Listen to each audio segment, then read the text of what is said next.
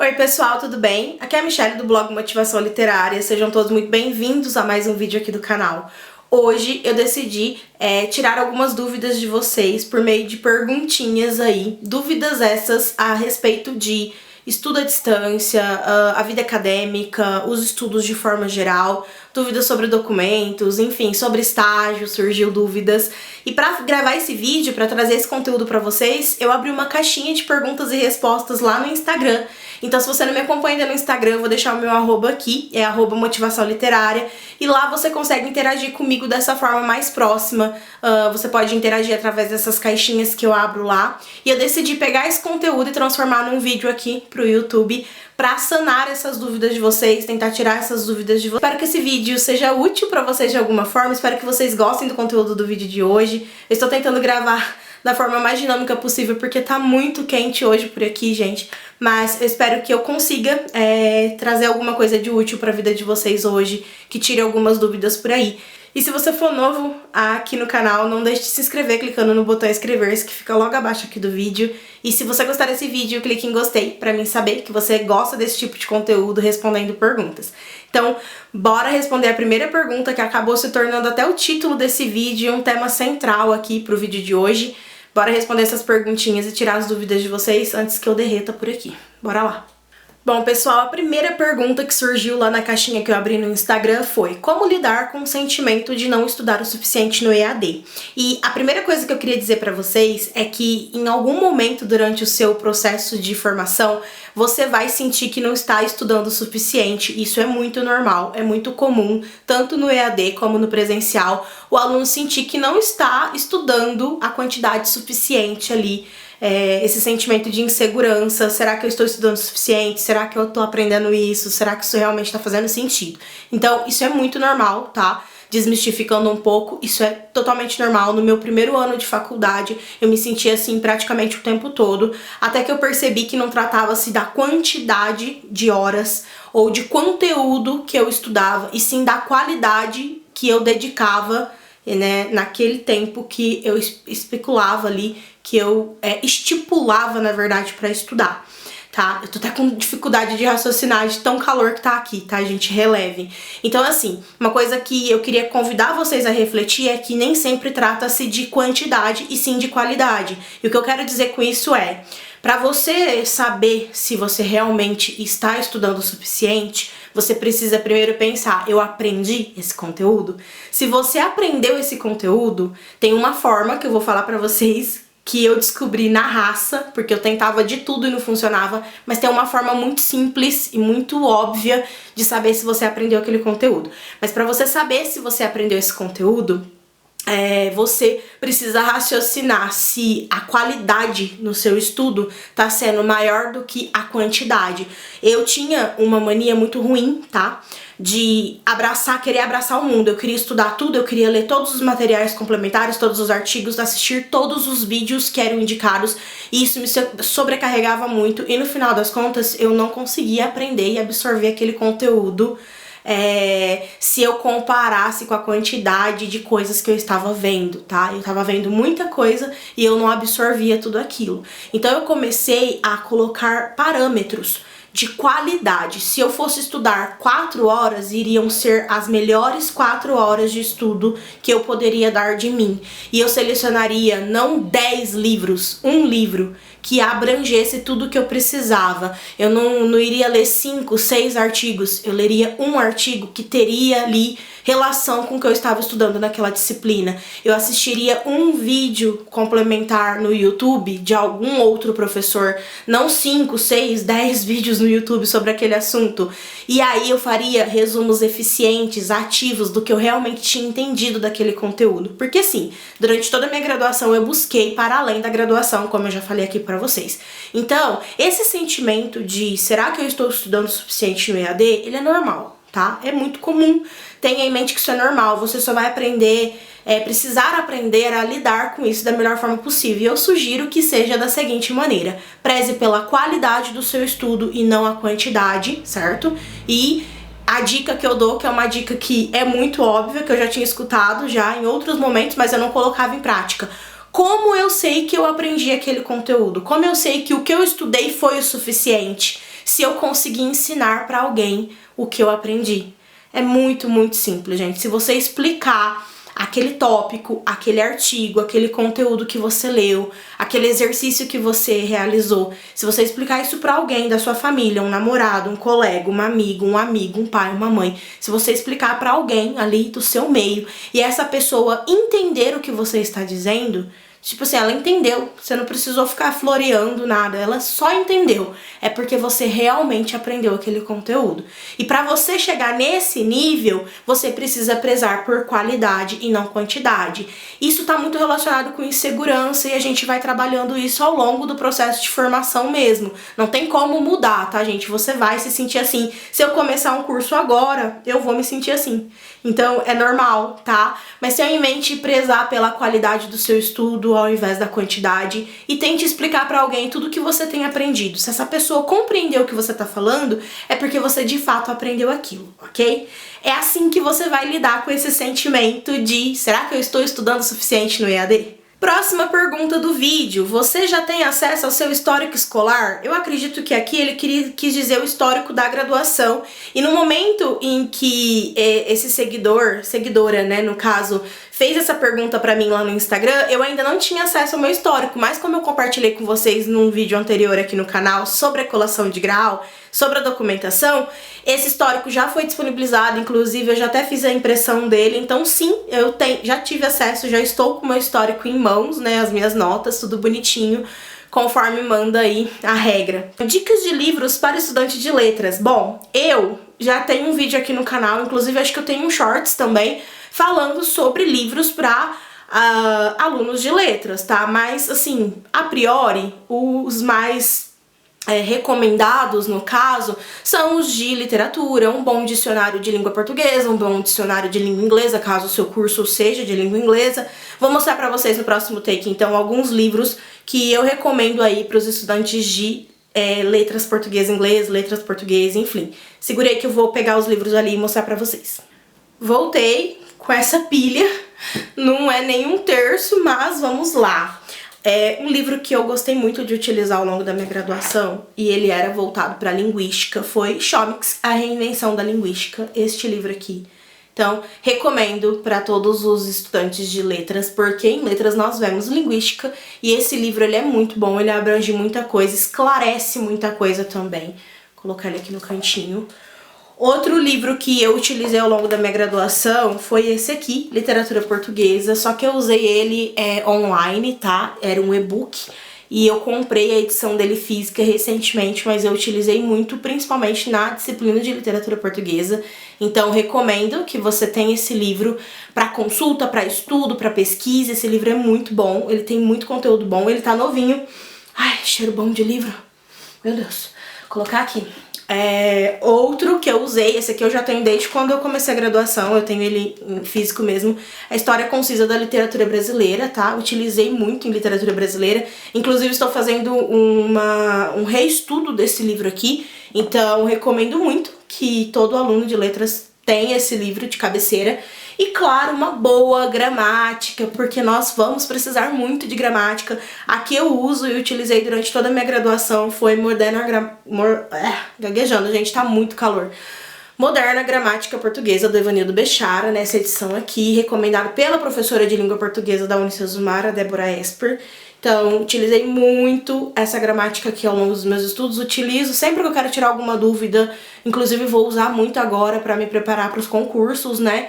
Então, tenha uma gramática e esses são os livros que eu recomendo aí para os alunos de letras. Tenho esses livros, tem muitos outros, se vocês quiserem posso gravar um vídeo específico indicando livros para a área de letras que eu acho que todos os alunos de letras deveriam ter. Eu não gosto muito de ficar incentivando a compra de livros em excesso, porque eu falo sobre livros, mas eu sei que nem todo mundo tem acesso a isso, eu só tenho acesso por conta das parcerias, mas é importante nós termos livros, sim, focados na nossa área de formação. A próxima pergunta, recomenda comprar os livros de apoio? Eu recomendo se essa leitura complementar, aqui gente, livros de apoio, ela quis dizer os livros que são indicados nos finais de cada módulo dos livros didáticos que a Unicesumar utiliza, tá? Eu sei porque essa guria que me acompanha, ela é aluna da Unicesumar. Então, eu recomendo que você compre se isso fizer sentido e se isso for contribuir de uma maneira significativa nos seus estudos. Então, para que você tenha certeza, verifique o sumário, verifique do que esse livro trata, se não existe um outro livro que possa abordar as mesmas coisas que seja um pouquinho melhor, enfim. Eu recomendo sim que você compre livros de apoio, mas se ele fizer sentido e você realmente for utilizar isso para estudar, certo? Outra pergunta, foi difícil conseguir escolas para estagiar? Na minha cidade há muito preconceito com o EAD.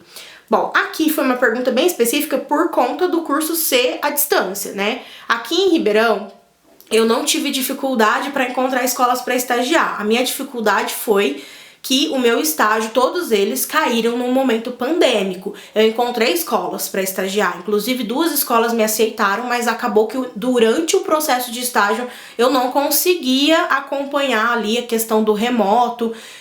Deu problema para me incluir na turma para assistir, acompanhar as aulas ali de forma remota. Então, o meu momento de estágio ele foi muito conturbado por conta da pandemia. Mas não é tão difícil assim quanto as pessoas pensam em encontrar estágio. Eu não enfrentei nenhum preconceito por minha faculdade ser EAD, tá? Então eu não tive essa dificuldade. A minha dificuldade mesmo em relação ao estágio obrigatório foi a pandemia. Então, assim, gente, só uma última observação sobre essa questão da dificuldade com o estágio. Eu quero lembrá-los, já respondendo você também, que por lei nós temos direito a cumprir com a nossa carga horária de estágio em uma escola pública. É uma lei que garante esse direito pro acadêmico, né, pro aluno de uma graduação.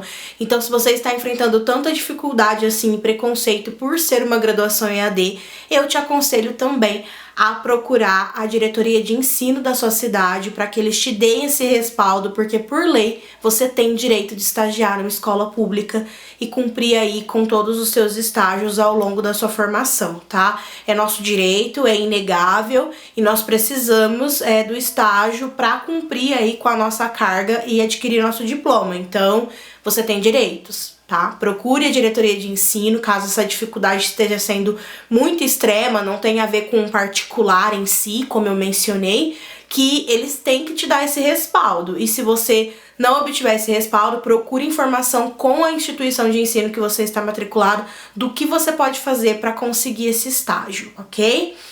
Só para fechar aí essa resposta para você, para ficar mais completa. Eu espero ter respondido aí a sua pergunta.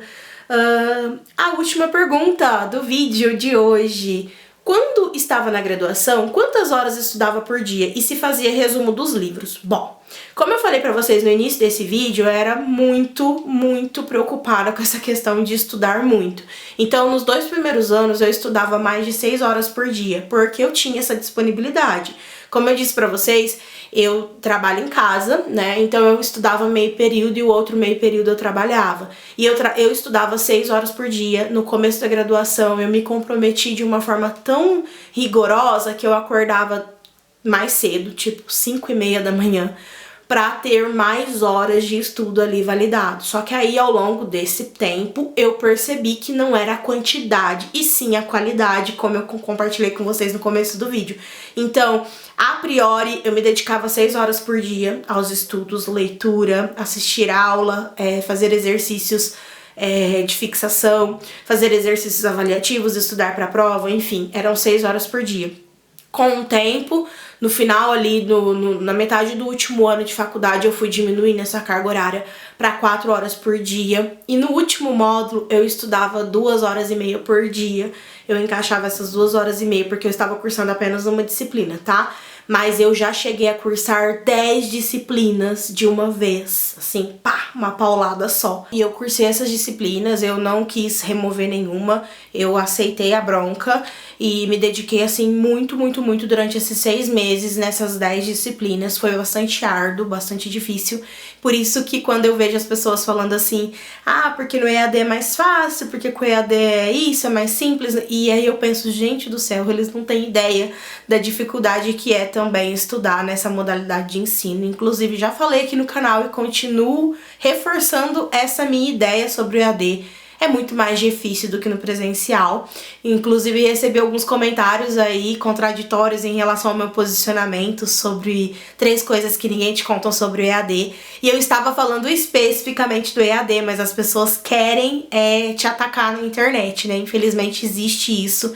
De pessoas falando que eu estava equivocada, que no presencial também tinha. Gente, eu sei que tem muita exigência no presencial. Uma graduação em si, seja ela em qualquer situação, ela vai exigir muito do acadêmico. Mas aquele vídeo era para falar sobre o EAD, desmistificar a facilidade que colocaram nessa modalidade em prol de vender cada vez mais cursos no EAD, tá? Colocaram aí no mercado que o EAD é uma modalidade facílima de estudar e eu quis desmistificar por meio daquele vídeo. Mas enfim, o tema daquele vídeo não tem nada a ver com esse de perguntas e respostas, só fazendo uma observação.